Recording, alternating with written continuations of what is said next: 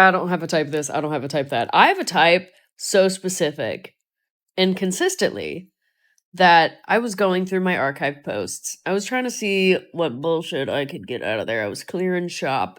And my boyfriend looks over, peeks onto my phone, and says, what are you doing? And I said, I'm just going through getting rid of things I don't want to see and I don't want people to see anymore. And he goes, how dare you? How could you get rid of that picture of us? Are you ashamed of our relationship? Are you embarrassed about how in love we are? Hey, buddy, I'm going to hold your hands and feet when I tell you this. That's not you. Contrary to popular belief, every 6'1" brunette boy with blue eyes and freckles, they do all look the same. Pretty, it is a problem. So, not you, but Hey, this video goes out to Seth and Cammy for throwing a Halloween party and not telling me that it's in public and you can't wear a costume. You can't wear a costume to the place the party's at. I hate you both. I'm gonna make a quick little list on how difficult it was to hook up with different kinds of celebrities. All the way down at the bottom. The most difficult people to hook up with, actual adult entertainers. They're like, no, this is my job. Let's just get coffee. And it's a good time. I'm not saying that's bad, but right above that, current Disney Channel or Nickelodeon stars. They don't understand what that means. They've never heard of ever. They'll do it. They want to, but they gotta be discreet about all that. Above that, a little easier, X Disney and or Nickelodeon stars. Some childhood star, they were in the spotlight in their prime, and now they're trying to milk what they got, no pun intended. Now we're a little bit above mid-tier, okay? The easier people to hook up with, anybody with a podcast, anybody with a microphone, anybody who says, do you want me to talk at you for an hour? They're game. They might be a little selective just because they won't shut up. Up here, second to easiest celebrity to hook up with, stand-up comedian. Any man with a microphone that thinks he's funny. So, those are kind of the same. And number one, the easiest celebrities to hook up with, anybody who has been on reality TV. I'm talking Love is Blind, Hot or Not, Too Hot to Handle, Temptation Island, whatever the one with the siblings was. They're not good people. They're not good in bed. But they'll do it. They'll do it. If I see one more Thinspo girly on here, I'm going to throw my phone into the river. I'm going to say it once, and I'm not going to say it again. Heroin chic is out. I'm going to say it. You look ugly. You look gross. It's nauseating, and it's not sexy. It's not high fashion, and it's not fun. It's not supermodel. It's super gross. We're done with it. Stop doing it. Stop showing me your bones. Stop boning me. If I hadn't fallen asleep, I would have caught the ball, and we would have won. Do you understand? Who named the animals? Huh? Oh, well, honey, if we ever got a pet, I'd probably just let you name him. No, idiot. Legal name. What do you mean?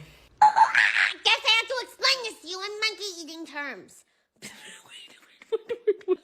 Let the record show that the line was supposed to be in monkey terms, but my brain was gonna say in crayon-eating terms, but then, okay, just next. Let me explain this to you in monkey terms. I is person, dog eat dog. Why? I don't know, honey. Maybe because when Noah let the animals on the ark, one of each, he came up with a name that he thought looked good for them. That's what I was afraid of. I call Cap. Are you calling bullshit on Noah's ark? You're right, I am. How do you expect me to believe that he got a whale shark on the boat? Well, honey, technically he wouldn't need to put a whale shark on the boat because God flooded the earth. Touche. But no. So you expect me to believe that the same guy who came up with axolotl came up with anteater? Well, honey, technically the legal name for an anteater is an aardvark. Baby girl, what's going on here? Why are we trying to disprove Genesis? I don't know. I'm just upset that everything I love is made by a straight white guy. Honey, geographically, where do you think the Bible takes place in? The promised land, duh. Which is? Washington, D.C. Noah and Jesus and his disciples were the founding fathers. Let me tell you about the first time a white man ever did anything good for me. Because it's never happened before this. It was my 1-year anniversary 6 months ago, and my boyfriend said, I'm taking you on a trip to Tampa for the weekend. But there is a surprise. I thought this was my surprise. The cute little puppy that was at the house we were staying at. And plus he had a show that evening. He's a professional musician, and I love to watch him perform. Because look, sexy, hot. But halfway through the show, he comes over and says, I hope you packed warm. I said, why? Is there a cold front coming in through Florida? He goes, no, we're going to Chicago. This was the first time anybody has successfully surprised me in my life. He planned everything from booking the flights, booking the Ubers, getting the subway pass, to booking this cute little artsy Airbnb within walking distance of all the things he had planned on our itinerary. He got us tickets to do this architectural boat tour on the Chicago River. And must I reiterate that everything was his plan, his idea. And for somebody who is so type A, it was kind of hard for me to relinquish that responsibility to him. We went to the Millennium Park and we saw the public art fixture that apparently has a human being inside of it. And one of the first conversations me and my boyfriend had was, my bucket list is to see all the famous pieces of art in the world. And he says, why the hell do you think that we're here? He did research on all of the biggest art museums in the United States and which ones had all the pieces that I hadn't seen yet. And for me personally, it's if something is done with intention, I don't care how much money you spend on me. If thought goes into it, that means more than any monetary value. It is such a privilege to be able to be in the same room as these pieces of art. It is such a humbling and sobering experience to be within 2 feet of these pivotal pieces of media in real life. I mean, there's genuinely nothing like it, especially when I got to share that with someone who wants me to be able to live my life to the fullest. And then he took me to what is known as the best restaurant in the world. I choose to spend my money on my dog, plastic surgery, and dining experiences. They're not just normal restaurants. They have full prefix menus with wine pairings, presentation, music. It is such an art form in and of itself if you have the privilege to go to one of these restaurants. And I understand that fine dining like this is not feasible to most people. It is unbelievably expensive. But if you do have the means to do it, I highly suggest checking out Alinea in Chicago. After the fanciest dinner that I have ever been to, we went to the Navy Pier. We got to look at the sunset. And I really got to take in the beauty of travel. And not just travel that I chose to do, something that somebody wanted to experience with me. They took my habits, my likes, my loves, my passions into consideration when they planned something for me because they love me. This was the grandest gesture anybody has done for me, and it shows me that I'm loved more than any word and any prize could ever show me. I had the privilege and the honor of attending the Now You See Me, Now You Don't premiere in New York City, and let me just tell you, this was a bucket list thing for me. Never ever in a million years would I think that I would ever be able to attend something like this, and it blew my mind. The first thing was the Snapchat filters they had in real life that you could participate in, and look at me. Now you see me, baby. Now you don't. And I played this one, which was a Snapchat magic trick where you picked a card, and it picked your card, and I definitely didn't give it any clues at all whatsoever.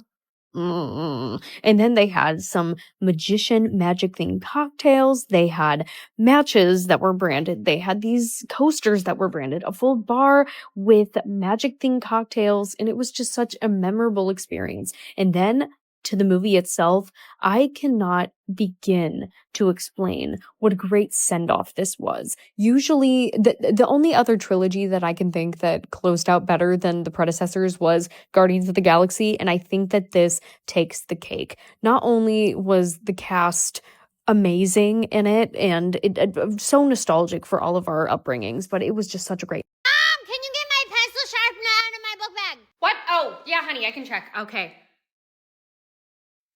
Hey, why is your whole backpack filled up with singles?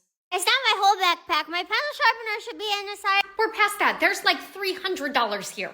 $267.35. Yeah, why, Warren Buffett? I don't want to go to a buffet. I just ate. Why do you have this? I'm crowdfunding. For what? Huh? What are you funding for? What are you funding for? Well, prosperity. I don't know what you. Honey, crowdfunding is when people give you money for a project or for a specific cause. What are you doing this for? Oh, for me. Honey, what do you need? What are you looking at me like that for? I know what you did. I demand $1 in locker 542 or else. I don't know how that got there. Did you make this? Yes. Honey, this is a threat. It's actually a promise, and you told me not to break those. You're in 3rd grade. How did this translate into this? So even I know that everybody has something to hide in at least $1. You're gonna get arrested or expelled or worse. Mold. Yes, bald. Don't do this again or you'll bald. Lead with that next time. Jesus Christ.